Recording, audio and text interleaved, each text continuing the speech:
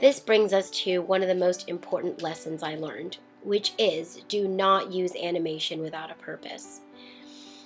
Transitions such as these, especially when used just to have elements enter or exit a slide without any real regard to the reason why the transition or animation is being used, can actually create frenetic structure and can cause that visual vertigo that Duarte talks about.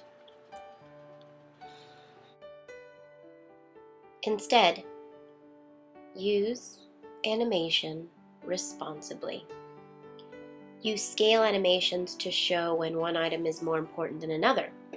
Use progressive disclosure to reveal one element at a time. Use move animations to indicate the flow of your slides. Use opacity to illustrate when one item is at the forefront of your viewer's mind. The point is to use it only when you actually need it. That increases its impact. If you're going to use video and audio in your presentation, make sure it doesn't interfere with your purpose and it doesn't create noise. Also, use video for short bursts of information. Make yourself the main focal point. Here's an example from one of my in-classroom students. This is Owen Taubman. He's discussing mixed martial arts versus boxing, with the pro being mixed martial arts. I love the way he uses animation in this presentation.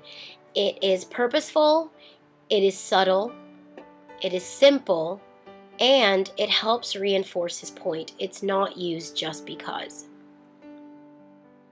Take a look at this example here. To illustrate that only 2 people ever have died doing MMA versus 1,300 plus people boxing, he uses these very simple animations. If you would like to see how this is broken down, please contact me and let me know.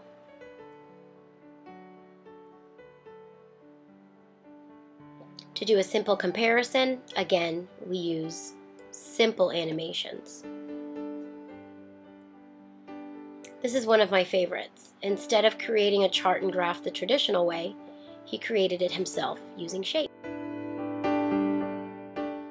The final rule is, do not forget, an extra slide costs nothing. I had to learn very quickly that I had to use the medium to enhance and not detract my message, and that meant detaching from this idea that everything had to be on one slide. I want to take you back to that first example I showed you for the don't use bullets example. Wonder what I did with all that text? Well, here it is. Here's the rest of that text. Notice how much more engaging it is than the previous example. Here I'm pairing an image with each one of these ideas in order to really drive the home point, in order to drive the point home to my audience, you guys.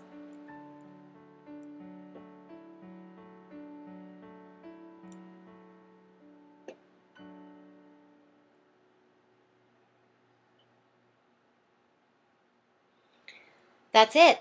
You've made it through the entire Tweak Your Slide series. Be sure to refer to this and your text often, and know that I really love talking about this stuff. So anytime you want to chat about visual design, public speaking, presentations, feel free to contact me via email, iChat, or phone.